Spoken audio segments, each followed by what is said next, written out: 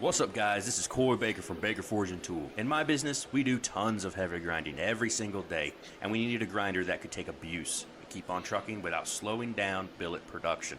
The Ameribraid variable speed 2x72 is just that. All heavy-duty parts and framing with well-thought-out accessories that are easy to use and not bogged down with lots of tiny parts. By far, the best accessory item that Ameribraid sells is their surface grinding attachment. It is absolutely foolproof and the best in the industry. With quick-release magnet system, there is no prying your workpiece off the platen. Very fast to slap a billet or a knife onto the table, engage magnets, and start surfacing with precise increments. On top of all of this, their customer support is outstanding. Eric and Kevin are always available and fast to help with any situation. If you're in the market for a top-of-the-line grinder, or maybe just an accessory to add to your existing setup, go to ameribraid.com and use the code HUSTLE100 for $100 off any grinder package. All right, next up, the Hustle and Grind podcast.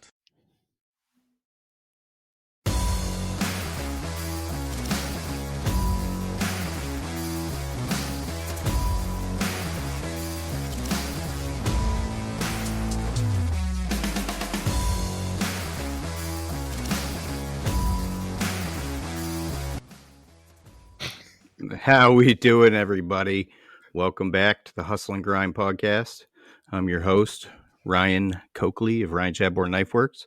I'm here with Noah Bloomberg of the Ending Out River Forge, and today we got Kyle Daly, KH Daily Knives, and the Knife Perspective podcast. How's it going, Kyle? Great. Been doing some woodworking, so it's been nice not having to be quite as precise, building some workbenches for my wife's greenhouse. So got Nice. A lot of vegetables we're going to try to grow this year. Yeah, rough cutting stuff when you don't have to have a perfect fit is always just such a nice release. Yeah. Able to just like use a framing square and go whoosh. Yeah, it's good enough. So don't have to be like thousandths accurate. right. Yeah. You guys probably noticed I let the intro music go a little long. I recently recorded an episode of the Work For It 2, and B Cone told me that I don't let the intro music go long enough. So that was for you, B Cone. Next week, we're back to 10 seconds. Gotcha. B Cone's a good guy. Yeah. I actually shipped some of his carbon fiber on a knife for Maximus's Knives' his raffle. I made a 6-inch petty knife with some of his X-Forged carbon fiber and some blue liners and blue pins. Turned out really good. Nice. I talked to Neil this morning. I think it was either last night or this morning. And he said that the raffles kind of hit a wall. So everybody get off your asses. Go out there and buy some tickets to Neil Warren's raffle. 40 prizes. Yep. 15 bucks a spot or 3 for 40. 40 prizes. And we're not talking like a kazoo. I mean, there's 3 bars of Baker Forge and Tool steel. There's 2 belt packs from Phoenix Abrasives. There's knives from everybody under the sun. Anything you can think of, people have donated. So quite a few of those 40 things are like combo things too. So like I know it's a tour maker. I can never remember his handle. It's Azura. It's Azura. He made a knuck and like a really cool bead and I think a ring. That's all one thing. So that guy makes awesome stuff. He got a couple of my sanding sticks and says he really loves them. So that's always been cool. nice. I also made a 6-inch or a 7-inch petty with some of B Cone's carbon fiber on it. So that's actually really funny. Yeah. Was that for Neil's thing or? Yep. Okay. Same thing. All right. Mine was just like it's just a bolster made out of the black pearl though. So you can only tell that it's carbon fiber in the certain light when it just turn it and it glints at you and you can see this carbon fiber. I was I've always been surprised at how easy carbon fiber works. Like the dust gets everywhere and like I usually always try to put it with a white liner because I like to do like stripes next to my file work. And every time I put a white liner on there, the liner, like it's really hard to like not have it be gray from the carbon dust. This time I made sure to put a black canvas with a blue liner. So worked out really well. Nice. When you think of like carbon fiber being this like it's a super strong material, but it's amazing how easily it can be abraded off.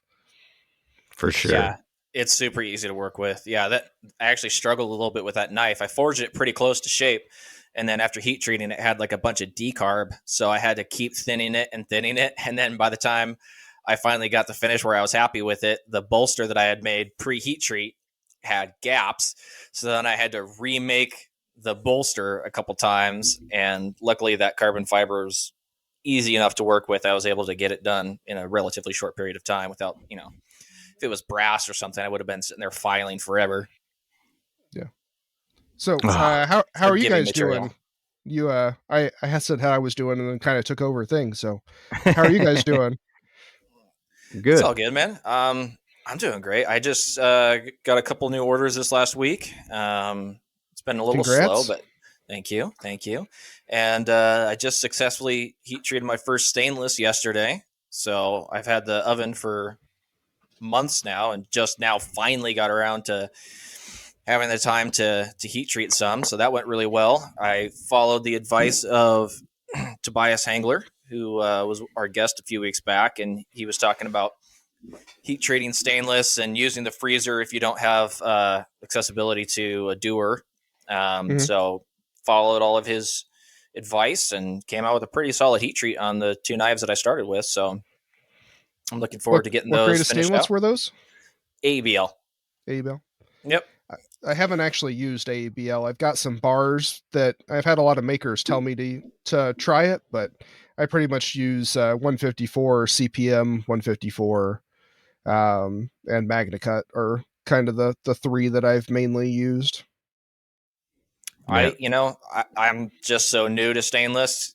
ABL was the stuff that everybody said, hey, it's a good steel. It's easy-ish to heat treat as compared to others. So that's what I went with. It's my go-to stainless is a EBL. That's what, a lot of people say that it's good stuff. The one thing that I found is, so normally if I'm heat treating carbon steels, I do a lot of 8670. All my Damascus stuff is pretty much all 1084 and 1520. Right around 1500 degrees or so. It takes my oven a little less than a half an hour to get up to that. So the heat treatment for ABL is 1500, soak for 15 minutes, and then ramp up to 1950, soak for 15 minutes. Mm-hmm. That was a full hour and a half for that 1500 soak and then up to 1950. So I messaged Ryan and I was like, man, this is about an hour and a half into this heat treat. How long does it take for your oven, Ryan? And Ryan said, like 25 minutes from cold. 20 to get to 1950. 25 minutes. Is it just me or is that insanely fast? That's pretty fast. I think mine is like probably close to like from cold. It's usually about an hour and a half, but like on my CPM 154, I have it pause at a couple of points in between. So just to make sure that the steel is fully at the temperatures before I go to 1950. My chamber's like 4 inches shorter than yours, though, Noah. Yours is an 18-inch deep, right? No, mine's 14. Oh, never mind. Mine's 22 and a half. Ooh, yeah. That's a bit bigger. And you're running what, an even heat, I'm guessing? Yeah, I got an even heat with the Rampmaster 3 controller. Bought it just before they came out with the tap controller, so yeah, had it for quite a while now. It's been a good kiln, and I've heat treated like probably over 500 blades out of it.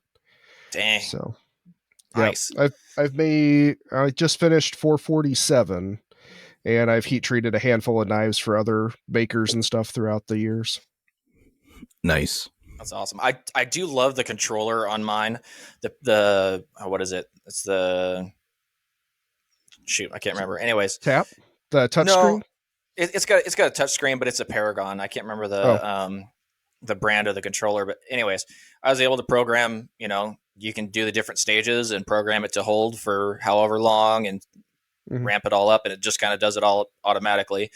And it's really easy to use once I figured it out. And aside from, I wasn't standing around waiting an hour and a half for the steel heat up. I was forging or I was working on other stuff. So it didn't really bother me. I was just a little surprised. I thought maybe it would take an hour, but a little longer than I thought. You have nice controllers, though. Mine's homemade, so my ramp's set on 100%. So when my coils are on, they're on full blast. Well, you can control the ramp rate on these controllers. I have it set to heat up as fast as I think it'll go. I could be wrong, but I'm pretty sure I've got it set to ramp as fast as possible. Okay. So the controllers are nice. Like the Rampmaster 3 that I have, it has a like number pad, so you can punch it all in. When I bought my Even Heat, they just had the Set Pro or the Rampmaster, and the Rampmaster had the number pad versus the like having to hold the arrows to move the numbers up and down. So mine's a Ober Instruments, like similar to like the Inkbird PIDs that you buy on Amazon. Okay. So it's the basic of basics. So you just type in your temperature, it ramps to it, and then you monitor the temperature and the times. Yeah, I put in a switch to shut the coils off when I stick my hand in there, and I'm building a long oven. But if I were to get another primary oven for my smaller knives, I'd buy one. Yeah, I've been really happy with my Even Heat. The other question I was going to ask is your Paragon's 220 volt, I assume? Yeah. Or 110? Okay. I know some people that have gotten the 110 versions, and it takes like a really, really, really long time to get to temperature just because it doesn't have the voltage to throw at it. Yep. So. Yeah, I wasn't about to screw around with that when I was looking. Yeah, one of the guys I know, he was like, it takes like 3 hours to get to 1950. And I'm like, Jeez. That doesn't seem right. And I'm like, he's like, it's 110 volt. And I'm in my garage that's like 300 feet from his panel. And so, not being able to pull very high amperage. So, yeah. Mine's 220. If my math was correct, I'm drawing about 3,600 watts. So whatever that is in amperage. I got a 30 amp breaker on that plug, so plenty. Yep, plenty of power. I used to remember how to do all that stuff for my engineering classes, but I've not had to use it very often. I actually just pulled out my old calculator from engineering or high school and stuff because I was doing some area circle calculations. Man, remember when teachers used to say you'll never have a calculator in your pocket? Yeah. So I've been working up some water jet stuff. So trying to get the number of holes down a little bit. So I made my holes a little bit bigger, and was wanting to make sure I was taking out about the same amount of weight. So instead of 3 holes, I've got 2 big holes. So was wanting to make sure that it was about the same. I'm thinking about getting away from epoxy pins and doing mechanical fastening. Ooh. Yeah. Yeah, I just hate messing with epoxy. Are you thinking Corby's or are you thinking... No, I've got Corby's. I want something you can take it apart and clean it if you need to. Yeah. So that's what I'm currently working on, a project. I'm basically like a shotgunner V2, which is a slightly larger one with bolted on scales with countersunk heads so that the heads fit down in the handle. Mm-hmm. So something like that. And then, like you're saying, 0 epoxy so you can take it apart and clean it or put new handle scales on it or whatever you wanted. So yeah,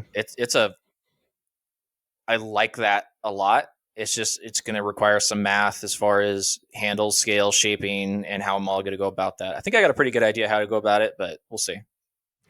Yeah, if you have removable handle scales, the big thing about those is you just have to, like, if you're wanting to take them on and off a bunch of times, like, you need to have those holes and pilots, like, really tight on tolerances. Otherwise, like, the handles will be higher on one side and the tang will be sticking out on the bottom. Yeah, so they'll get floppy.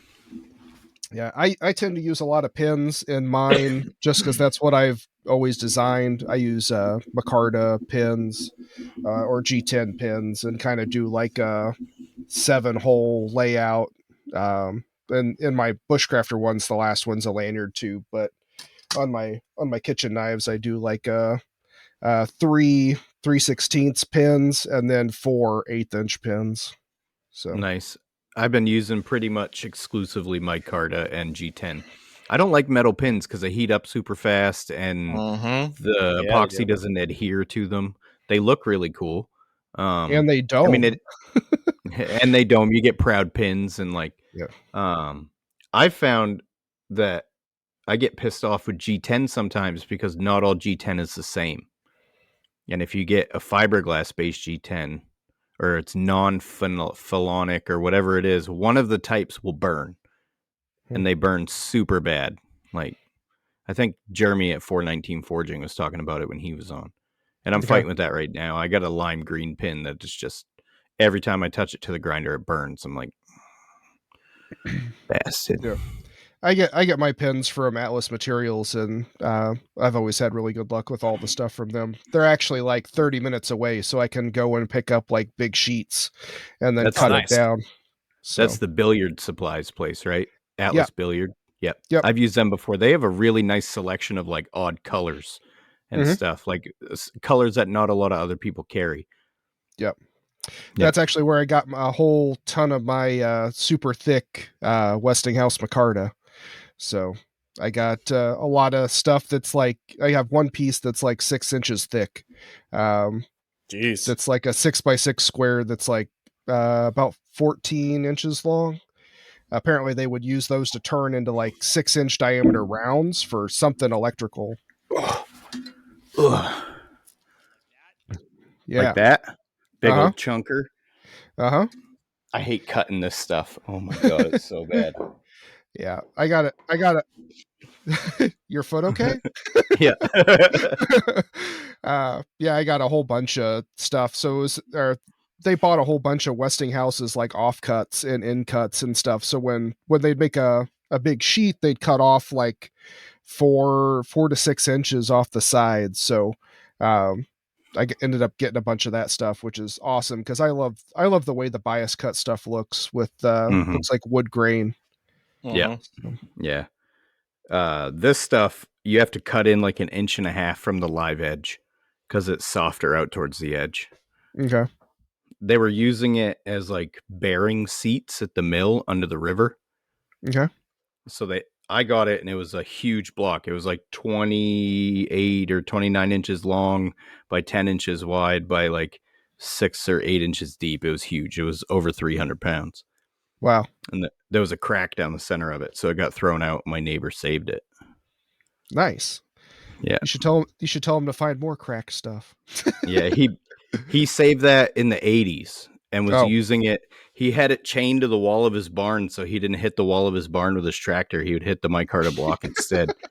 I don't think I've ever heard you talk about that. That's hilarious. Yeah.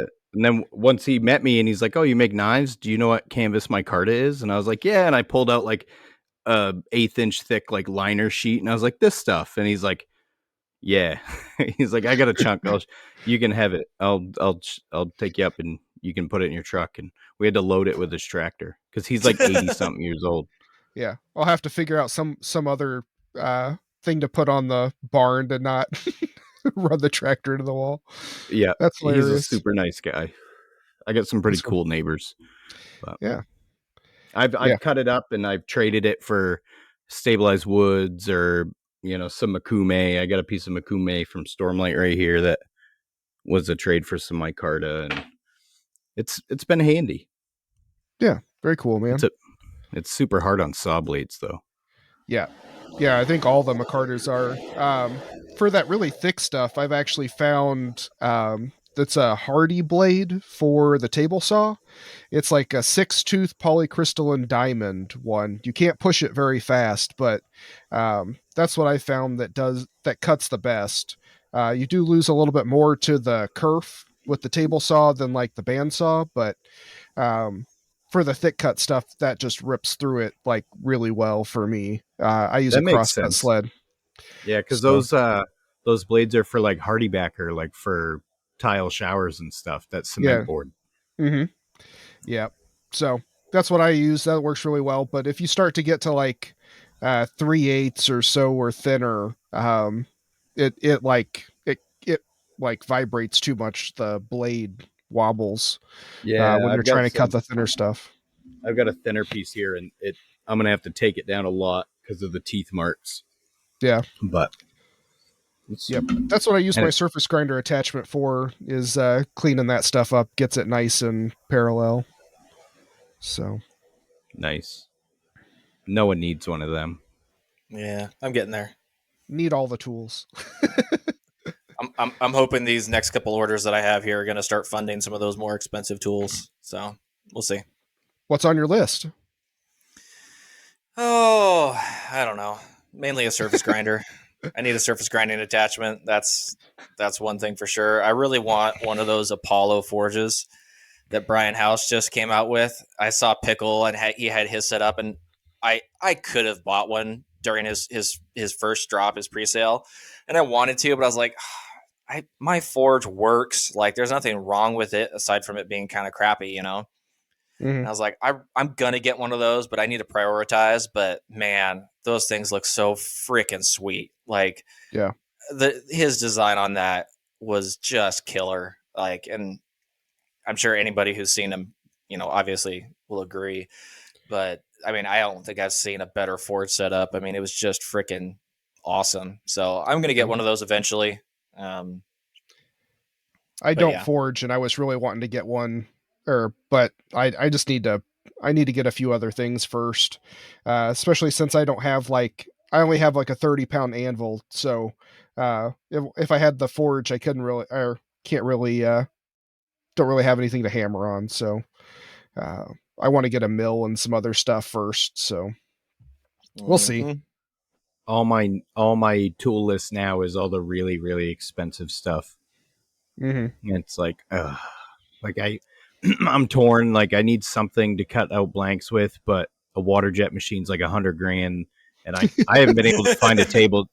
Like, I haven't been able to find a tabletop version. You know how you can buy tabletop plasma cutters? I haven't found one for a water jet, and Omax makes one, but it's still like $40,000. But it's a 12 by 12 square. So it's too small. Yeah. But yeah, the Wazer is another one that is lower pressure. It's more for like ceramic tile and stuff, because it's gonna. I priced it out, and it was gonna be like $25 or something in abrasive to cut out a knife blank. Holy, jeez! Wow. So I might just end up going with a Langmuir and just doing a plasma table and leaving my blanks a little big so I can grind off the part that gets heat damaged. Yeah, I've had quite a few makers that I've been talking to that have been saying they really like New Jersey Steel Baron's water jet service. I'm also going to contact Leading Edge Fab. That's what I was doing these drawings for my my 6-inch petty, and then my pocket bushcrafter and bushcrafter.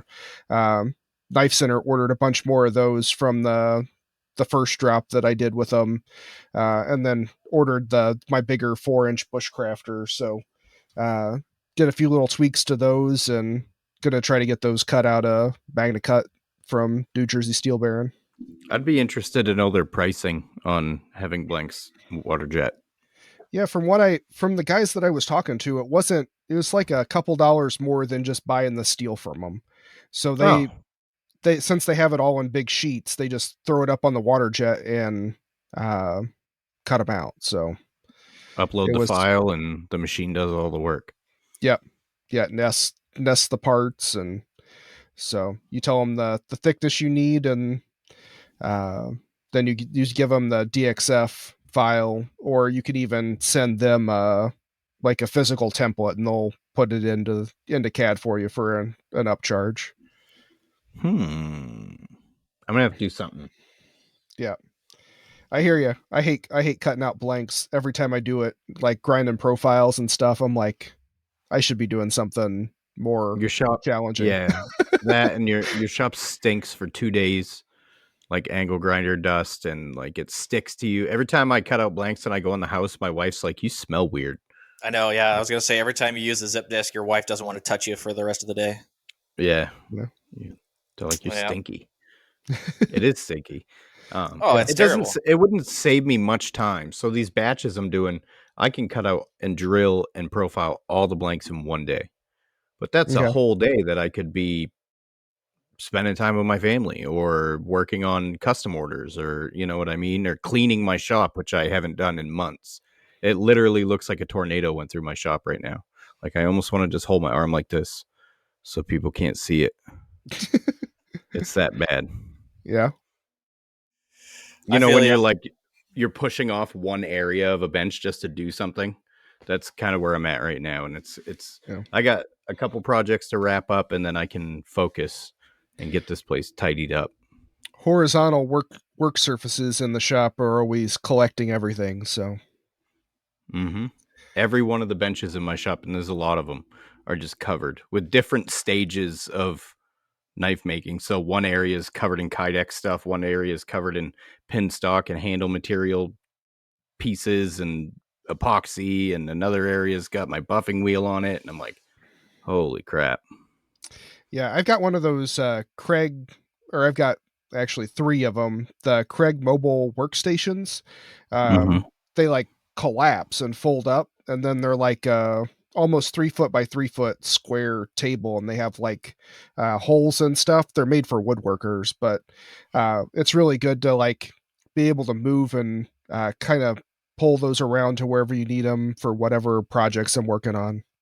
Yep. Yeah, I've got one big bench that's on casters that I can move around if I need to. But yeah, I pull it over next to my disc grinder when I'm grinding for my dip bucket, so I can get it real close.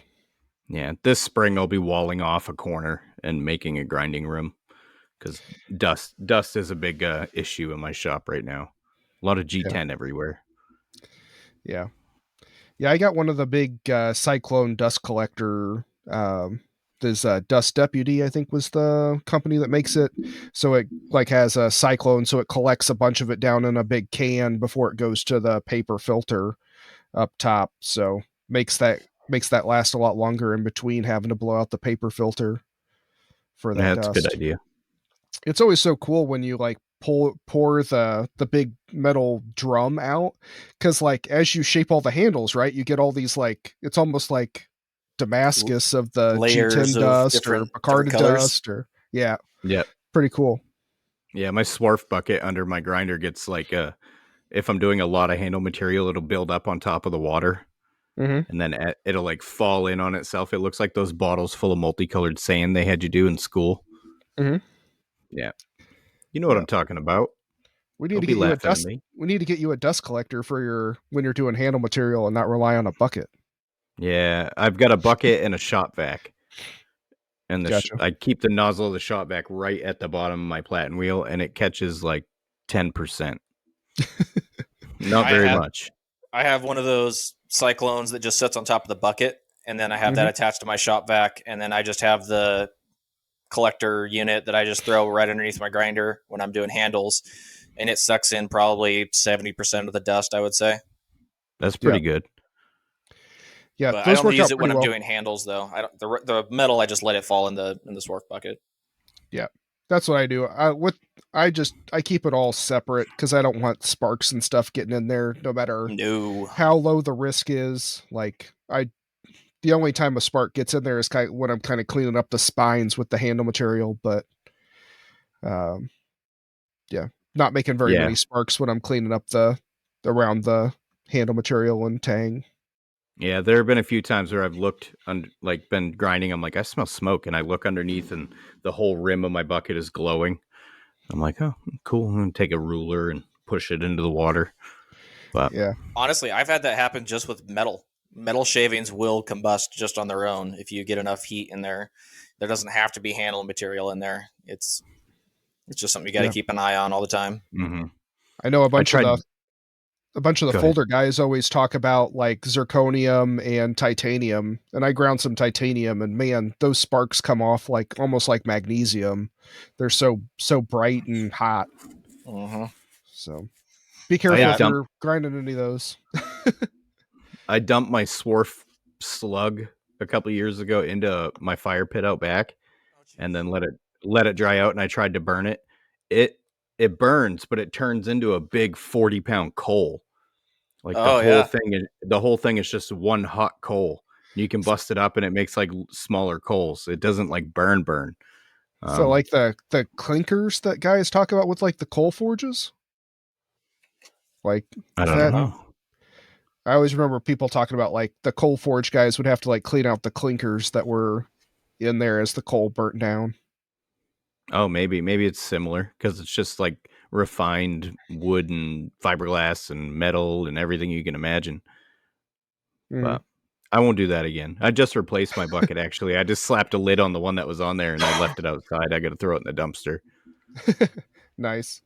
Yeah, I try to clean mine out every couple of months. So usually end up with a big pile of stuff. It's a shame that you can't use more of that, but there's one guy that I was talking to that said he's actually been able to make some like almost canister Damascus out of some of the swarf. He's been able to figure out a way to kind of like get it cleaner to like forge weld it. Huh. Interesting. So, you'd have to clean out all the abrasive material and everything that's going to be in there too, though. That'd be tough. Yeah. I wonder how you'd purify it. Yeah, probably I'm not sure how he does it. Maybe a magnet. I don't know. Maybe. I don't know. But yeah, cool stuff. There's lots of cool stuff going on with Damascus. All the 3D printed canisters and all the copper and all the different precious metals and stuff in there now too. Yeah, gold. Dennis's gold blade. Mm-hmm. Yep, that was cool. I like gold. Yeah. I wish silver had a higher melting point because it'd be cool to have a silver clad blade. One of my buddies, he wants me to like make a knife that's not a usable knife, but he just wants me to make the whole thing out of silver and put a handle and stuff on it. So wants it out of like, yeah. He said he would buy the silver, so I was like, I don't know if that would be much less expensive than like Damasteel though. Right? Probably. Speaking of silver, that one of the new patterns from Baker Forge and Tool, what was it? Ice Storm, I think. Yeah. They had. Man, that was one of the coolest patterns I've seen in a while. I mean, that was. I think they did it in like it's the same layering or the same stack, and then they did it in a couple different patterns, and it just looked awesome. That stuff is freaking sweet. I finally got myself some of their gator piss the other day, which I'm really excited to try out. I haven't. Go ahead. I was gonna say, are you sold on it? Well, I was sold on it. Otherwise, I wouldn't have bought it. But I just did like a little test piece because I don't have any finished Damascus blades yet to etch. But I just did a couple like an end cut test etch, and it etched great. So I'm really looking forward to. I'm in the process of probably my most complex Damascus that I've made right now. So I'm really looking forward to etching that in the gator piss as opposed to my usual concoction. So I'm going to pick some up because the price is very fucking reasonable. It's $50 a gallon. And a gallon of ferric is like, even to mix it, you're at half that. Yeah. I think you buy a bottle of ferric for like $30 and then you're mixing it. So, I mean, when it's all, and even then you got to make, I always end up fiddling with my mixture and then it's not quite right. And then I have to kind of go back and forth and all that. So just to be able to, just the convenience of just buying something that I know that somebody else has tested, somebody else has done all this, to make sure it's the perfect mix. If they're great guys. Well, I was gonna say, if Coy Baker puts his stamp of approval on it, it's going to be a good product. So that's enough for me. Is that just for high carbon Damascus etching, or can you use that for stainless too? I'm not sure. I don't know. I think you got to use muriatic for stainless, muriatic acid, or hydrochloric. I think. Yeah. I'm not sure. But I don't know what's in this stuff, so it could have some of those things in it as well. I don't know. Yeah, I used when I made some of my Damascus stuff that I've done, I just bought it at billets from Alabama Damascus when I made the few that I've done, and it said mix it 50-50 with white vinegar, and that's always worked well for me. I've never changed it. I've had the container for like probably 4 years now. Oh wow, Damn. that's a long time. But I've only made like, I don't know, 25 Damascus knives, so it's not like it's seeing a lot of use. I wasn't really, I don't know, I didn't have that great of success with the vinegar. Because I've tried that. I've tried just, I think the most I've used is just distilled water, and straight ferric has been my most successful up to this point. So, did you heat up the vinegar? Did I? Yeah. No. You got to heat it. It increases acidity when you can literally watch it etch if you do it in a glass container. I always try to make sure that my ferric is warmer, because I know heat is part of the etching process. So it really sucks trying to etch stuff in the wintertime, because I mean I got to stick it in front of the heater, to try and get it warmer, because it just does not etch very well when it's at like 30 degrees or whatever. Yeah, maybe my etches are just not that great, and I don't know any better. I doubt it. I suck at etching. I just did something better than I did. Etching is like the most frustrating part of the process for me. For some reason, it pisses me off, because you get it right where you want it, and then you touch it at the wrong moment, and the carbides smudge and then stick, and you're like, you get this black spot that won't come off where it's not supposed to be. And I think it was Blade Show 2019. That was like one of the last times that I've really done any high carbon Damascus. Because I made like 10 or 12 blades for that show, and I was using painter's tape up to that point, and from when I etched them to when I had put handles and stuff on it, it was like probably 2 weeks or something, because I was grinding a bunch of stainless blades in between. And when I pulled that tape off after I'd done the handles and stuff, so it had been on there for like, I don't know, 4, maybe 5 weeks at that point, it was like the day before I was going to leave to go to Blade Show, and I got up super early to sharpen the knives. I'm like, I'll get all these knives sharpened, and then all I'll have to do is like package them up and take some photos of them tonight, and I'll be golden to leave tomorrow morning. And I started taking the tape off, and blue painter's tape has some acid in the adhesive, and I had all these little rust marks, little dots all over my blades. And I ended up having to like take a half day from work and re-hand sand all the blades all the way back down, re-etch them with the handles on, and then use the Q-tip method to like blend it all in. And I was up till like 2 a.m. Before I got all the knives packaged up and ready to leave in the morning. What a nightmare, dude. That's brutal. I about fell on the ground and cried. Yeah, I'll bet. It was rough. Yeah, I use a lot of blue painter's tape, but I always make sure that I don't leave it on there for a long period of time, because I've had that issue, and then I've also had the issue where if you put painter's tape on, especially like a bold pattern, it'll lift a lot of those carbides off of there, and so it messes with your pattern. It'll make it distorted. Like one part of the tape will stick to the carbides and the other part won't. So then you have a muddied looking finish or something like that. I've even gone so far as when I'm doing Kydex, because I do Kydex on everything. When I, normally I do a couple layers of blue tape, form the Kydex over, then I'll peel off a layer to fit everything up and everything.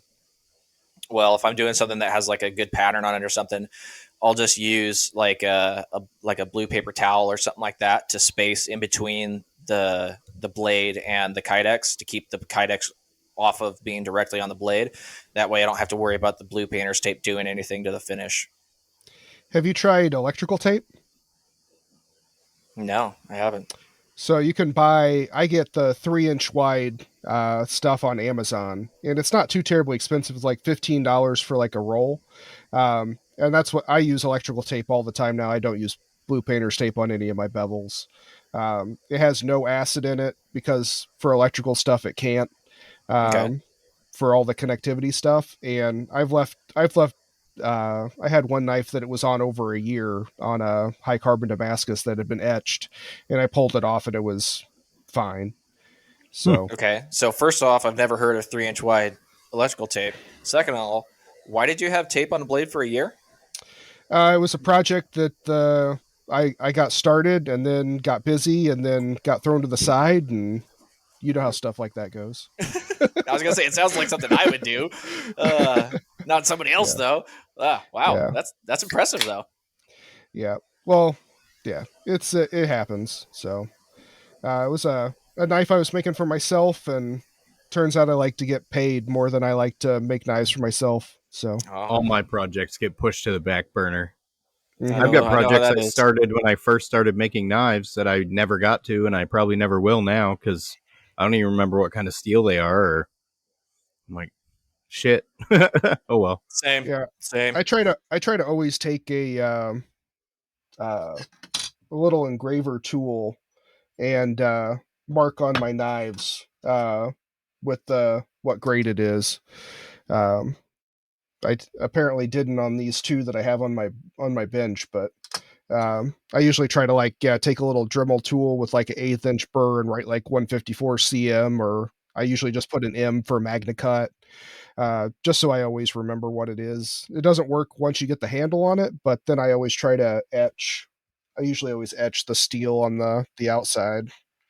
So yeah, nice. That's a good idea. And then I'm neurotic, and I put my serial number on there for what knife I've made. So every time I electro etch, it's 5 etches. So my KH Daily, the 3, 5, and 8 on this one, and then the CPM 154 on the other side. So it's a lot of need to get a work, laser. Man. Want a laser. I had a laser guy, and then he moved to Georgia, and then one of my friends, Frank Grissom, he lives like a little over an hour away. When I did my big batch of pocket bushcrafters for Knife Center, he let me go up there and use his laser. But for just doing like a handful of knives, it doesn't make sense to drive like 2 hours and stuff. So Noah's got a laser. I'm jealous. I haven't touched that thing in weeks, dude. Oh, really? Honestly, I kind of forgot that I even had it. But yeah, I need to get back to that and see if I can get that thing dialed in. Is it a fiber laser or a CO2? It's just a diode laser. But it's a shoot, I can't even remember. I think it's a 10 watt output, and so it will etch into Atom steel. Stack. Atom Stack. I think it's an Atom Stack P1, I think. And anyways, it's strong enough to where it'll etch into steel. I was just trying to get everything dialed in to where I was really happy with how the etch looked, and I could get it into different steels and all that. And actually, now that I got my stainless heat treated, I'm going to have to start that process again because it's going to be different for the stainless, I'm sure. Yeah. So, I've heard both stainlesses for like diodes and like some CO2s. They have like some spray stuff you can spray on there, and then it like that helps the laser like do whatever it does to leave the mark. Yeah, trying to remove the reflectiveness basically is what I think you're talking about. But I think that's just a mark, not it doesn't like etch. So I've heard the fiber lasers are what you have to have for etching stainless to like make it go down a thou or two. Yeah, this one will etch into carbon at least, to where I can sand it and the mark is still there. Nice. It's just getting it to where I'm happy with it, getting everything, perfect and even and getting the lines nice and crisp. Because, I mean, there's a bunch of different settings you can do. You can have it do just straight across. You can have it vector, so where it traces the outside and then fills in the inside. And then you can change how it fills in the inside. And then you can have it do cross cuts. And anyways, it's a learning curve that I forgot about. I was talking to Mike. I was talking to Mike Moran about his fiber laser. He makes a lot of slip joints, and he's part of the Catchbit podcast. If you guys like slip joints, that's a really good one. But he was talking about lasering his patterns for slip joints with it. So it'll make his pattern, and then he'll like dwell the laser in the center of the holes. That'll give him like a really precise center punch, nice. So he can go like drill them all out. And I was like, That is really smart. Good job. That's Mike. a good idea. Yeah. That's awesome. So, yeah. Wow, we're 45 minutes in. What do you say we go to some ad reads and pay some bills? Oh, yeah. Let's What do you think? Forgot about that. Shout out to Phoenix Abrasives. This ad should be louder this week. Hustle and Grind podcast is sponsored by Phoenix Abrasives, your one-stop abrasive shop. When you go to phoenixabrasives.com, click the shop icon in the upper right-hand corner to find all the abrasives you'll ever need. Check out the Incinerator 36 grit ceramic belts, along with the Trizact Gator belts that the hosts of Hustle and Grind use every day. When you check out, use code HUSTLE10 for 10% off your entire order. Thanks, Luke. Thanks, Luke. Hopefully you can find some sanding buddies and sanding sticks on their website, hopefully in a couple more weeks that I make. No kidding. Really? Yeah, Nice. Been talking with Greg and working on trying to get those up on the website. So very nice. They sponsor our podcast also, so they're great guys. Yeah, that's right. I had a visit from another knife maker. This is the first time I've ever had another knife maker in my shop before. OLC Knives, One-Legged Cute Knives. He came up and visited, but he was a pretty big fan of yours. Actually, he brought up the sanding buddies that he uses all the time because he does a lot of convex grinds and stuff. Mm-hmm. And Dave's a great guy. I've got stickers of his all over my shop. I love his little Safety Dave says you're awesome stickers. I got those on all of my grinders. It cracks me up every time I see it. I actually have some knives I need to finish heat treating for him, some stainless ones. Oh, nice. Yeah, that's cool. This knife world is small. Like, you don't realize how small it is till you start making connections like this, and lots of people know each other. Yeah. Speaking of stickers, I had my buddy AI generate me a sticker, and my logo's the swan. Mm-hmm. And I was like, just messing around. I was like, have it generate me a swan with a mullet, and it did, and it's beautiful. It's like a work of art. I already ordered some stickers of it. So nice. Did we lose stuff Noah? that I hope not. He's frozen on my screen. Mine too. Noah. I'm still here. Okay. All right. Yeah, I can definitely. No, you're good. Okay. I just wanted to make sure you were still there. The spinning wheel I'm getting here, and you guys are frozen as well, but I can still hear it. No. I've always had it upload, so we'll go with keep rolling. But yeah. There he is. There he is. Go. Dave's bought I think he has a straightening hammer, and he's got a couple of sanding buddies and sanding sticks and stuff. I think he even bought one of my epoxy bottle holders too. So, those are sweet. Kind of yeah.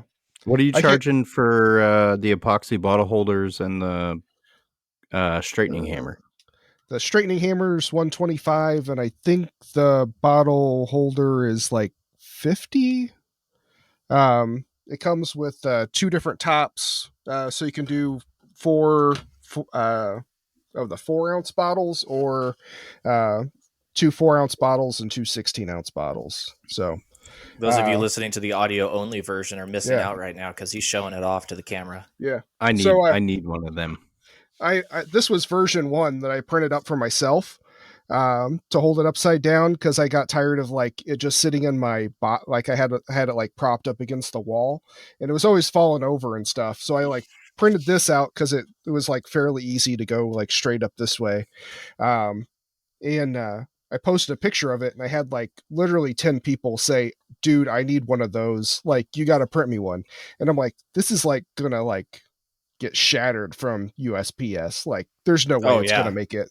So then I ended up making it so it there's all flat pieces that snap together. So it ships as one flat packed thing. So that's cool. Yeah. I was thinking I need a bottle holder the other day. I'm gluing knives up, and I've got my bottles teetering against a box, upside down, hoping that they don't fall over. Yeah, I sized it for the G-Flex bottles, but I think most of the bottles are like, a lot of them are the same size for the same diameter. And then I've got some little cup action in case it drips a little bit, so hopefully it doesn't go all over the place. So, yeah. Very slick. Where can somebody find those? You can find those on cagedailyKnives.com with all the sanding sticks and stuff too. So nice. Yeah, hopefully we'll be having some sanding buddies and stuff on Phoenix Abrasive's site here in the next couple weeks. Sweet. So if any of the listeners don't know, so Kyle makes these sanding buddies, and if you do any sort of hollow grinds or convex grinds or anything like that, basically it's a radiused edge that attaches to a sanding stick that allows you to have that exact curve. And he has the different radiuses. So if you use like a 52-inch wheel on a curved platen, or if you use a certain size wheel on your wheel attachment, that's going to fit right in there. So when you're hand sanding, you're not just sanding one part, you're sanding the whole curve. So it's a problem that he solved, just like the epoxy bottle, and they're a great sanding advantage. And he also makes some really great sanding sticks. So if you're like me and you just do flat grinds all the time, his sanding sticks are phenomenal. I have one in bright orange, and it fits right into my shop, and I use it all the time, anytime I'm doing hand sanding. So definitely check out his stuff that he has. Yeah. Yeah, the flat sticks were one of the first ones that I did, because hand sanding sucks, and every time I do it, I'm like trying to figure out how to like make it suck less. And then ended up like the shape, kind of having them be the right width and putting some radiuses on there just to make it curved a little bit, just fits your hand a little bit better. And then I found that the different durometers of rubber really helped a lot with going to higher grits. So the black one that comes with the sticks is 70 durometer, just like a grinding wheel. Just gives you a little bit of cushion behind there. I use those on like under 400 grit, and then once I go above 400 grit, I usually use the white 55 durometer, which is kind of similar to almost like an eraser. So it's just a little bit softer, that kind of allows you to kind of blend some of that stuff a little bit easier. And actually the curve on the back of it actually works well if you are somebody who does either like certain types of plunge lines that are like wide, or sometimes I'll do like a sweeping plunge line or something like that. That curve on the backside, if you get your sandpaper wrapped around it, you can use the backside of that curve to kind of swoop up as you're trying to go through there and get any of those last grind marks out of there. So yep, that's a 1/4-inch radius on the backside. And then the sanding buddy, the 3D printed thing that I make with all the different radiuses, I bought one of the Bill Benke radius platens, and then I came off the grinder horrible on my first one. I'm like, well, I'll just hand sand it. And then I was trying to like make something to match the radius of Bill Benke's thing. And one of the guys I worked with was like, you need to have a 3D printer. You should make this with the 3D printer. So he actually printed the first couple prototypes of it. And it didn't come apart, the first ones. And then after I like posted about like after I hand sanded it, I had a bunch of people say, hey, can you make me one with like 8 for my 8-inch wheel and my 10-inch wheel? And then that's when we came up with the idea for using the screws to make them removable, so you can swap them out. So I got all the way from. Go ahead. Sorry. Got them from like a 4-inch diameter all the way up to 36-inch radius, and I think I did like a 20, or there's a spot on the website that if you got a specialty size or some sort of radius that's not already there, I can tweak the design and print whatever diameter you need. Awesome. So that's what I was going to ask, if you did a 4-inch, because that's primarily the radius I use is a 4. Yeah, I got a 4-inch 4 one. And an 8. I know Dan Bittinger uses like a 200 millimeter wheel and I made a custom one for him. So all sorts of different things in there. So it's worked out really, cool. really good. And the straightening hammers are the other ones that I just can't believe are selling as fast as they can. So yeah, lots of people are buying those, and it's saving people a lot of time and headache and a lot of money too. So that was great. So I didn't. For those, so being as new to the stainless game as I am, how often are you getting those crazy warps in those stainless blades? Is that fairly common? Fairly common. I do a plate quench. So I use some aluminum plates that I have fins milled in the backside to help cool them down. But it's real, or ever since I started doing cryo, it's been worse with warping, and I mainly notice it on MagnaCut. So with like CPM 154 and 154 CM, I would just like do the shim temper method during my 2 temper cycles, and usually it would always come out perfectly straight. And I did like up to 9, or I did 9 cycles on my first batch of MagnaCut, and they weren't like coming out. And that's when I was talking to Laren Thomas, and then he pointed me to a Blade Forums article, and it's HSC3, I think, was the guy that was talking about using a carbide chisel to hammer, straighten, harden blades. And then Dan Bettinger told me about this, or using the carbide ball and stuff. And he learned it from Salem Straub, I think it was. But yeah, I like the ball idea because you don't have any like sharp stress concentration, like where the chisel would be like a 90 degree whatever. So you kind of have to hammer like in a line up and down if you want it to like get out the bow, but you want to hammer on the inside curve. So the carbide is like 90 Rockwell C. So you can hammer on hardened stuff and not deform your carbide ball. And so when you hammer in on the inside curve, you're actually deforming the steel below it and spreading it out. And that's what causes that to stretch on that side and flatten the blade. So interesting. It's crazy. I never thought it was actually going to work. The first hammer I made, I just like silver soldered in there, and you really need to braze the ball in to get it to not come out. But yeah, I was like astonished that I saved all of my 20 something blades. That first batch of MagnaCut, I thought I was going to have to scrap almost $600 worth of MagnaCut steel. And yeah, so was able to save all of it. And I've done like 150 knives or so now, and I've only cracked like 3 of them. So That's pretty good. Yeah. It's not a 100% foolproof thing. You're still putting stresses and stuff in there. So you do have to be mindful of that depending on how warped your blades are. But lots of people are using them, and they've hammer straightened a lot of blades, and they've been really happy with them.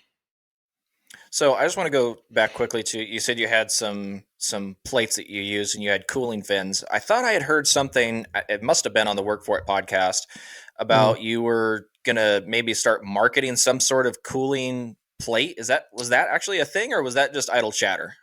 I was working with Ben Butler to have him use his ShotBot to mill out some cooling passages. But it's been quite a while, and he seems to have wanted to move on to other things. So I need to pursue another way to get those machined, I think. So what sort of style was the passages? Were you talking about like a water cooled thing, or some like passages to blow air through? Yeah, it'd be water cooled. So okay. Nathan Carruthers made these water cooled platen chillers that work really good for radius platens and stuff to help keep them cool. So they don't, because the added friction of the belt coming across, it heats up a lot quicker than a like flat platen.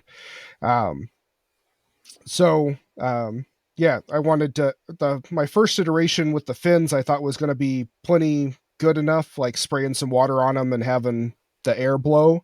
But that doesn't work very well if you're doing like a large batch. 5 or more blades. Sure. Yeah. So then, yeah, been working on this design for a while. That's kind of gotten shoved to the side while I've been working on other stuff. And yeah, it's something I wanted to do for a while and need to figure out how to get it machined. So I think that would be a good product out there, because that's something I've dealt with my just standard aluminum plates. Is once I get past like 4 or 5 knives, I have to wait like quite a long time, or unhook the plates from the bench, take them outside, put them in the snow or in the freezer or whatever. And it's a pain. Yeah. But something that maintains a temperature would be ideal. Yeah. So what I use for like my platen chiller on my grinder is this like fountain pump. It does like, I think it's like 400 gallons per hour or something like that it flows, which sounds like a lot, but it's not that much per minute. But yeah, that works really well to keep the platen chilled. So I've been been messing around with different flow path designs and stuff, looking at it, and had a design, and just need to figure out how to get the prototype made now. Yeah. Well, if anybody out there is listening, they know who to contact. Yeah. We can get that done for you. Yeah. So yeah, I was talking to Ben because he was looking for jobs to do on his shop bot, and I know those can mill aluminum really easily. So was looking at different things there, but he seems to be getting swamped with some of his furniture stuff and things like that, which I get. So yeah, he's got a big project down in Georgia now, I guess. So at least that's the last I heard on the podcast. So big leather job or something. Yeah. Yeah. So he's going to be busy with that. So I'm going to try to find a machine shop local here, I think, to make a prototype and make sure it works, and before I start selling them. Yeah. Nice. Well, that sounds like a really cool product. Would you like machine the channels and then have a plate that bolts over it to seal it? Yeah, that's my first plan, and try to use some like RTV around the outside to seal it. Around the outside? Yeah. So I think I might have to go with an O-ring to seal it. But that's going to make the plates like really expensive to machine O-ring grooves and stuff in there. So hoping to try to use some high temperature RTV to hopefully that'll seal it, and then be good enough. Sweet. I have a lot of experience with RTV and silicones from being a small engine mechanic. I'm sure Noah uses some other stuff too, but there's 2 things I found. I've got a tube of one around here. Actually, hold on, I'll grab it. Where it's at. I think the high temperature red is supposed to be good to like 600 degrees or something like that. I think it was. So the boiling point of water is like 212. I think that's right, 212. Yes. So hopefully you're going to be making steam before the RTV would give up. Right. But the more RTV is heated and cooled, it starts to break down. Okay. So I work mainly on chainsaws, and so they get hot, and then they cool, and then they get hot. This is the only stuff that I trust on a chainsaw, and it's made by a company called Valco Cincinnati, and it's all-in-one silicone aluminum. Yeah. Can you take a picture of that and send it to me? I will. This tube it goes a long way. It stinks wicked bad. I bought some Permatex because I just got a sandblasting cabinet to seal up all the joints, and man, that stuff will like take your breath away. Yeah. The other stuff is probably something Noah's familiar with. It's called the Right Stuff. Do you know what I'm talking about, Noah? It's like a thick. You can get it at any auto parts store. Just ask them for the Right Stuff gasket, and it's this thick, and it feels like almost gritty when it's wet. But when that stuff dries, you have to pry the pieces apart. Like it's good stuff. I think if it heats up and cools down I think having it be like replaceable is not such a bad thing. So if like contaminants or something gets in one of the cooling channels, you can still like cool or clean it out. So yeah, this stuff, I mean, you just pop it apart and clean the gasket maker or the silicone off and lay another bead of it. Nice. Lay a bead. Bead. We do a segment on this show, and sometimes it's called Florida Man, sometimes it's called Fake News. and today we have a little fake news segment. Would you like to play along, Kyle? I would. I've sent you a couple of suggestions. You sent in quite a few. Yeah. The listeners have heard your name a few times on this show before you even came on. So this week we're doing fake news. So I'm going to read off 3 headlines and just the headlines, no story. One of these is completely fake news, satire, made up headline. The other 2 actually happened.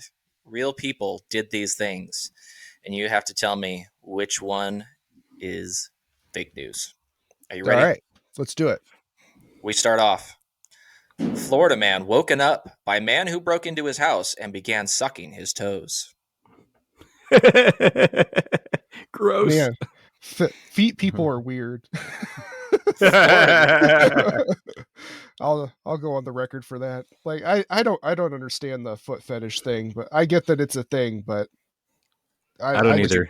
Would you break into another man's house just to suck his toes? No, I don't even want to look at my wife's toes. So Florida man parks smart car inside kitchen over fear that Hurricane Dorian would blow it away. That sounds and pretty lastly, good.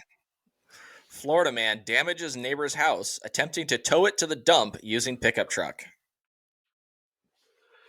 Huh. Those all sound believable. Yeah. Yes. So we got Florida man woken up by a man who broke into his house to suck his toes. Florida man Florida man parks smart car inside kitchen over fear that Hurricane Dorian would blow it away. Or Florida man damages his neighbor's house attempting to tow it to the dump using his pickup truck. I think logistically, the smart car one is the fake one. Because how are you going to get it? I know they're tiny, but how are you going to get it through your door? That's a good question. Yeah. Well, if you had French doors, if you had glass sliding doors, usually those are like right next to the dining room, which would be pretty close to the kitchen, I think. Yeah, and they are pretty easy to take out of the frame. You just kind of lift them and pull them out. I don't know. That's why everybody throws those like wood rods in there, right? Yeah. So they can't open them. There's one right there with a piece of PVC pipe in it. I think the towing to the dump thing is I don't know, that one. You're okay. So you're going to go with Florida man damages his neighbor's house attempting to tow it to the dump using his pickup truck.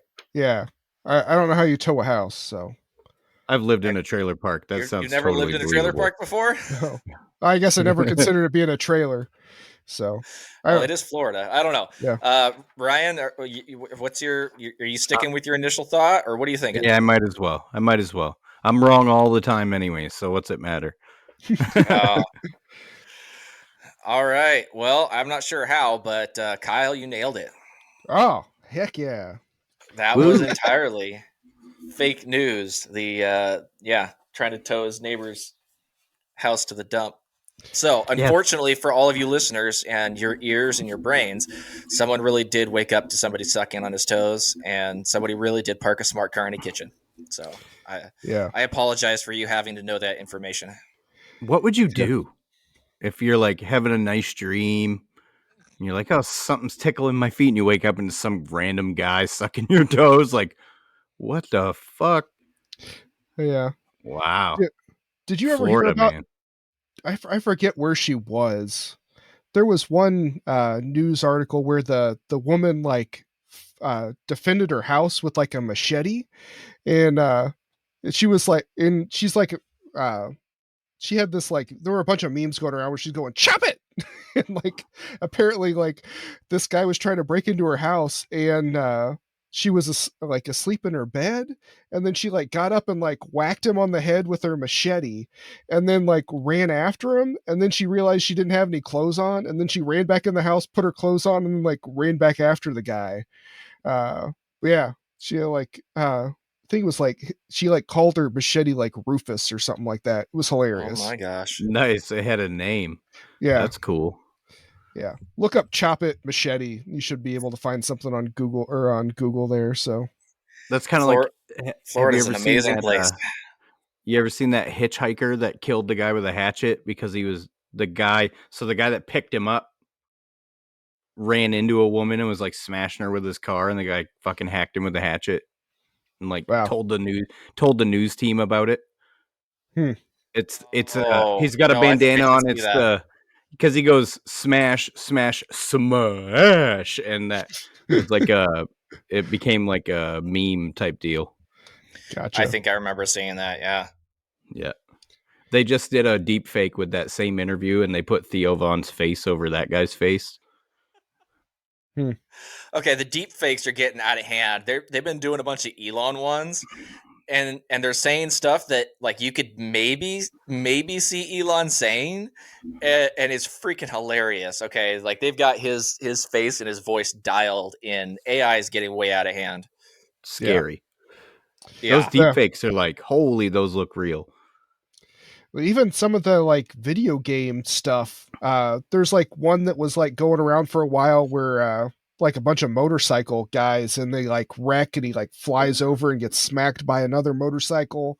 And like I had a whole bunch of people sending me that video like saying, check out this guy that died. I'm like, it's a video game. So I got fooled by a skydiving reel the other day that was from a video game. And I was like, there's a skydiving video game? Well, it's like a point in a game where you're skydiving, but it looks so legit. Somebody posted it as a reel. I was like, whoa, that looks awesome. And then like once they get closer to the ground, you can see that it's, you can see like Nate Walpole would know what it is, but when it's like buffering into the next zone of the game and you can kind of see it loading in the background. The transitions. Like, I was like, oh, that's fake. Oh, that looks so legit. Well, they had. I know we don't talk about political stuff, but when the war kicked off in Ukraine, there was that whole story about like there's some pilot that they were calling like the devil. The ghost of Kiev. The ghost of Kiev, and it was all footage from a video game. Huh. And it was totally, it looked pretty legit to me. But yeah, it was all from a video game. It's like, that's impressive. Next level propaganda. Gotcha. Well done, guys. Cool. Ryan, do we want to play our last sponsor here? Yes, we do. I didn't want to forget because Lawrence Lake is the man. The man. Hustle and Grind is sponsored by Maritime Knife Supply. Whether you're looking for steel, abrasives, handle material, forges, epoxy, or anything for making in general, Maritime Knife Supply has you covered. And in the US or Canada, they ship faster than the great Cobra chicken goosesses that their country is known for. Go to Maritime Knife Supply, and when you buy a 10-pack of belts, get 10% off. And tell them we sent you, eh? I woke up to the sound of one of those Cobra chickens this morning. I woke up and I thought I wasn't sure if like my kid was playing his recorder or what, but it was like honking like the same note over and over again, and then it hit like one of those like really like dissonant notes every so often. I'm like, what is that? It's like that freaking homicidal panda pigeon's out there just honking his head off, just as annoying as could possibly be. It was ridiculous. That's hilarious. But anyways, yeah. They land in the field behind my house, and they are so goddamn loud. Like just chilling in the grass out there, taking a break. Wah, wah. And there's like 50 of them. Mm-hmm. I'm like, holy. Yeah. Yeah. So there's a little backwash right across the road from my house over here. So I got the Columbia River out this window and then the Aniak River over here.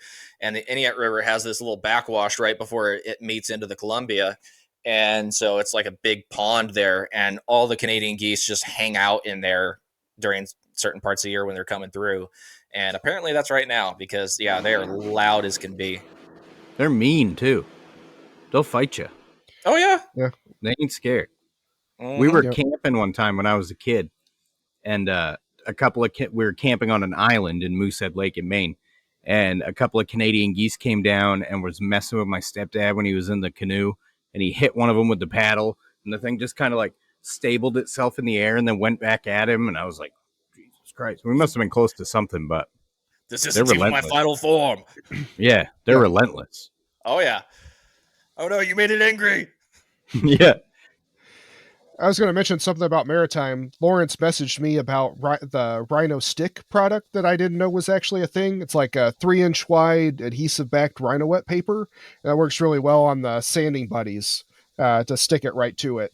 For the flat sanding sticks, I don't find that it helps speed up the process very much, but for the radius ones, getting it up on there, and then it works really well for like putting on the flat sticks to like flatten the dome pins that we were talking about earlier, and oh yeah, that would be good. The bevel, or where the transition, like on kitchen knives, Ryan, you probably know, I like to blend my my flats into where the handle is, and having the sticky on there, it's one less thing to like kind of remember to pinch like the paper how I do it, so you can like really kind of concentrate on where you're sanding there.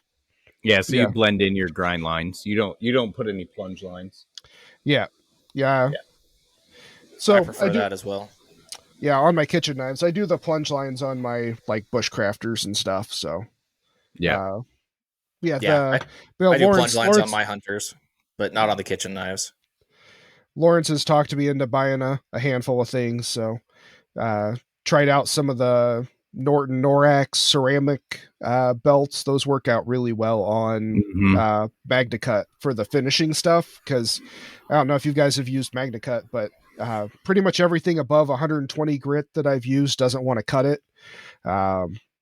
So it just polishes it. I haven't used it yet, but I've been told it's super hard to hand sand. Yeah, it's a big pain. So, yeah, thanks, Lawrence, for getting me to spend a bunch of money up there. It's easy to do. I've used those Norax belts. They're awesome. They're the Norton equivalent to Trizac.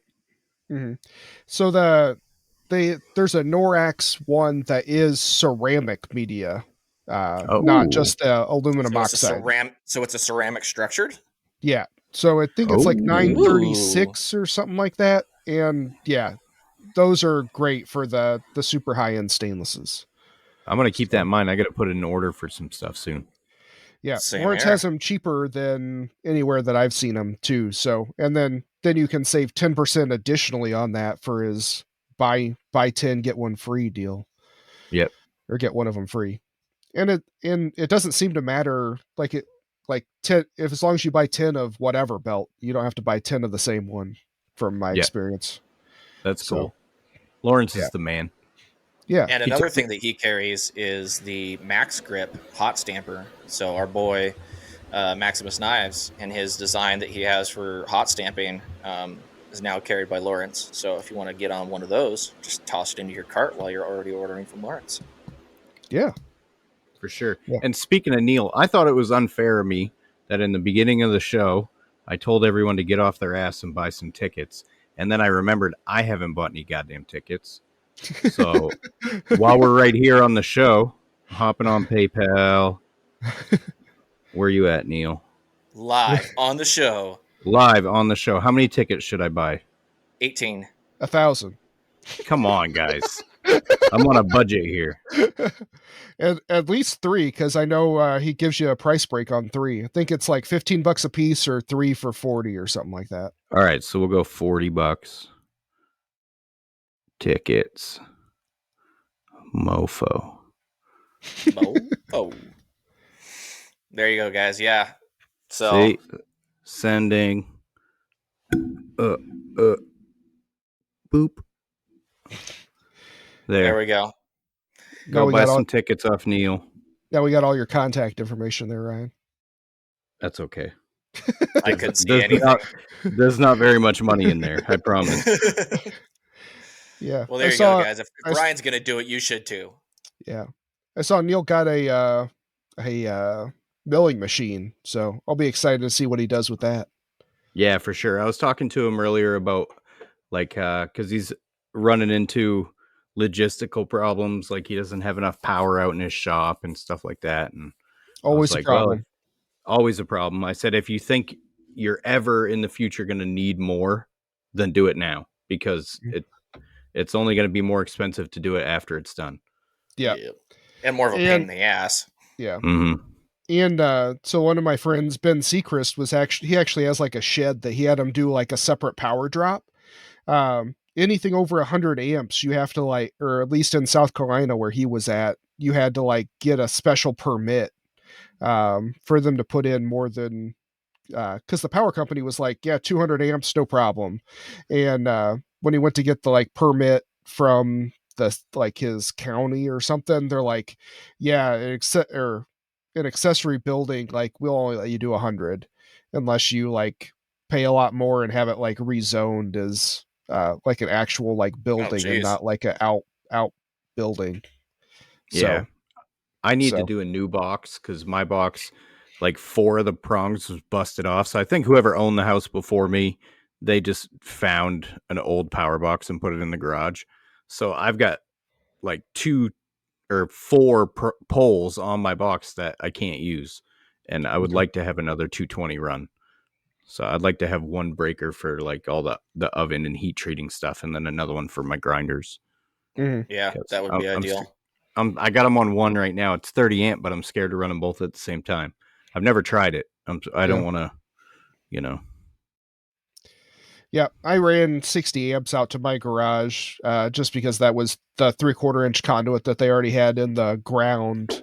That was the biggest I could put through there. So it just sucks.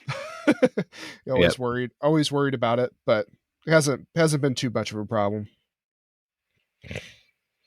Right on, guys. Oh, for sure. Hey, this has been a pretty good show. We're at an hour and 20 minutes. Do we want to call it? Kyle, was there anything else you wanted to talk about while you're here? Don't you guys usually do like a WFI project, or is that we haven't done WFI in a while? You want to do them? We haven't. Let's do that. Let's do it. That's a good idea, Kyle. It's been a while. Let's see here. Hashtag WFI projects. Because we're just a bunch of flea bags. I've tried to start posting more in there, so I always forget. I went to Facebook. I use pretty much the same hashtags all the time in WFI projects as in there, but there's so many of them. You know what I mean? Like they probably don't even see 80% of them. This guy. This is just my feed. I'm seeing all the same posts that I already see on my normal feed. Yeah, I like a lot of those people. One of the ones that I saw was this JC Creation Knives, or JC_Creations_Knives. He was doing some tooling on some leather sheaths that looked pretty awesome. So, good job there. Oh, geez, this is a new one from Tortuga. Yeah, he's got some stainless over Damascus. Oh, he's got this big fuller in it, so you can see it popping through. It's gorgeous. Very cool. You're right, though. It is like pretty much just my timeline, like because we know everybody. Yeah. So you could just start out by like just naming people. So it's Cowan Jeanette Racine. She makes wooden spoons. There's a ton of hers on here. Mm-hmm. Tortuga. Who's that? It's Zura Maker. Brigham's got a new chef knife that he just finished up. That's pretty awesome. Stormlight Forge. I'm trying to see Brigham's. There's so many. Yeah. Who's that one? That one's badass. That's Tortuga Blade Works. A little hunter with a nice fuller in it. Isn't that gorgeous? That Koa over tuxedo, black and white G10 liners. Brian, that knife is beautiful, brother. Abstract Blacksmith doing the roses. Gator Creek Custom Knives with the guitar neck themed chopper. I haven't seen that one. I'm gonna tag you in it. All right. Since you play guitar. So Muci MUCI_Damascus_blades.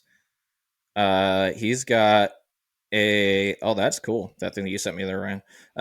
He's got a Damascus chisel. I made a Damascus chisel a while ago, but he's I'm not familiar with him, but apparently he's in Florida, which is funny because we were just slagging off Florida. But he's got some cool work. He's got some Sanmais that are really beautiful, and this Damascus chisel is beautiful. It's got some very clean lines on it. The Blackwood handled ones. Mm-hmm. Yeah, there's a handful of other chisels in his feed that are pretty amazing. Looks like he does some like stuff with maybe violins or music instruments and stuff. So, wow.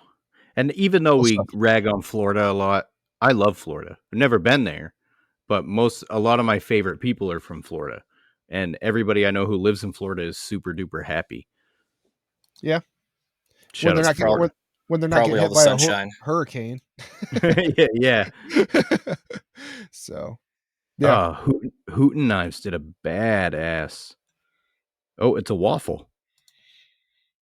Posted 22 minutes ago. So everybody go check out Hooten Knives. 80 spots, $15 a spot. And it's a Damascus Hunter with vintage canvas micarta pins and handle.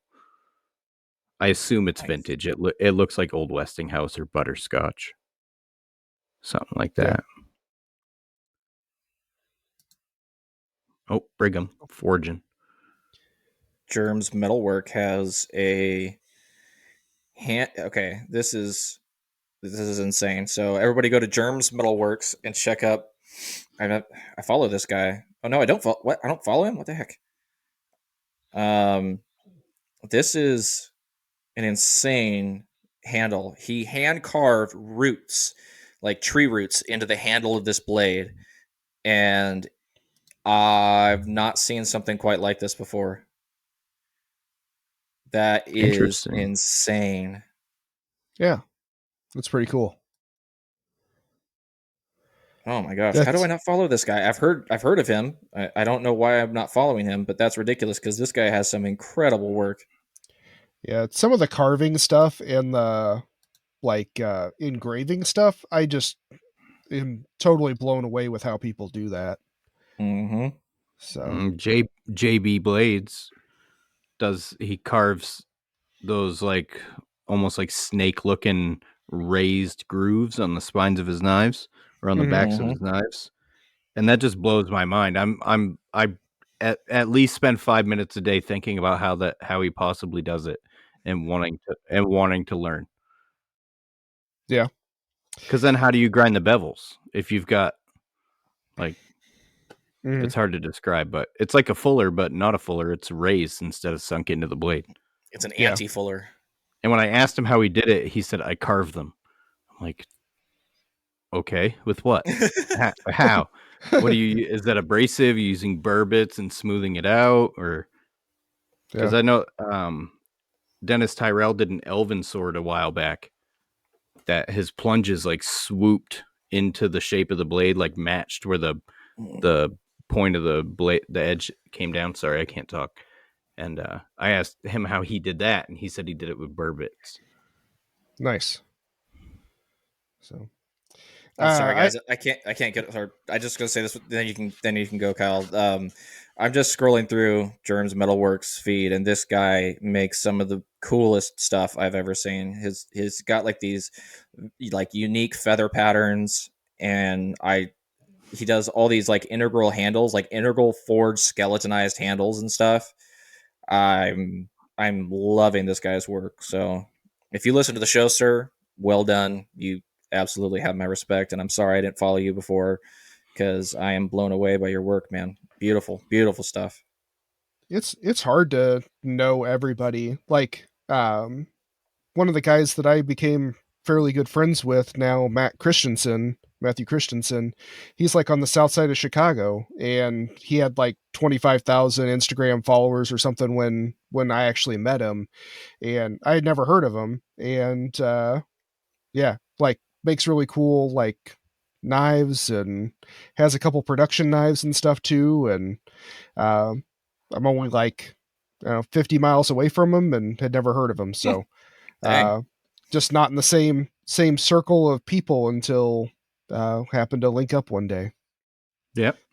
So I only had one other thing that I wanted to mention. I'm going to be teaching a file work class at Blade Show again in Atlanta.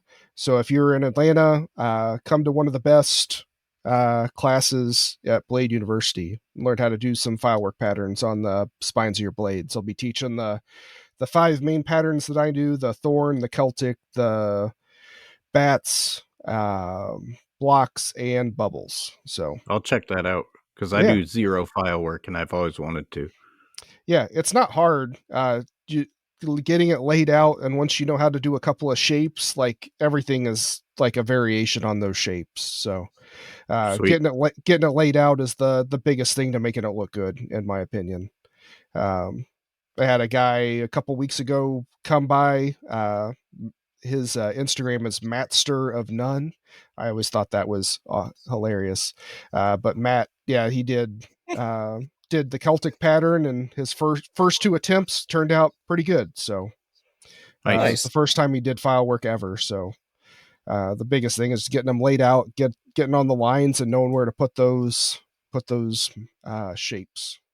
But yeah, I think it's like $20 or $25 a spot. It's going to be Saturday morning. I think it's 8:30 in the morning, so fairly early, especially since I always seem to stay up till like 1-2 o'clock in the morning in the pit. So yeah, I was actually shopping for plane tickets the other day. Am I better off getting my ticket sooner, like now, or closer to Blade? Your air flight? Yeah. I don't know. I've never flown to Atlanta. Well, never flown to Atlanta for Blade Show. We just always drove. Be it having knives, it's easier to drive. And for me, it's like 14 hours or something like that to get to Atlanta. So it's not too bad. And my dad's like 5 hours on the trip. So I usually stop and pick him up and spend the night. So then it knocks it down to like 9 hours the second day. So that's not bad. Yeah, and it's nice having my dad with me to talk and chat and stuff. So I'm a 23-hour drive. Yeah, that's a little bit different. But yeah, I would try to make sure you at least get your hotel lined up, because those sell out pretty quick anywhere close. And especially if you're wanting to spend time at the pit, you're gonna have to Uber or something after. Yeah, so. I don't drink, and I'm really bad with crowds, so I can't imagine I'll be out in the pit very late. And my dad lives like an hour and a half away from Atlanta. So I was figuring I'd rent a car and show up on his doorstep and be like, "What's up, Pops? Sleeping on your couch for a few days." Nice. So we'll see what he says. Cool. If not, hotel rooms are always, can stay out of town too. I like to have a car. I like to be able to get around. I don't like cabs or Ubers or. Yeah. Well, if you are in the pit, I usually have the big white cooler. Pickle sticker bombed it, or tried to sticker bomb it. I only let him get one sticker on there. He was trying to put he had like 15 of them ready to go. That he was going to try to like put all over it. But yeah, I got a whole bunch of makers and stuff that I'm all friends with. Got one of Jason's JK Blade stickers on there, and Bald Man Knife and Tools, some house-made stuff. So I've got beer, water, and usually some soda and stuff in there. So if you're in the pit, find me, and usually I can hook you up with something to drink. Nice. I like Diet Dr. Pepper. Okay. I usually have Diet Pepsi. Are you taking orders? That works too. I like Diet Pepsi too. I don't like full strength soda. I like the stuff that'll give you brain cancer. Yeah, me too. Yeah. So Diet Mountain Dew and Diet Dr. Pepper are the two that are always stocked at my house. Nice.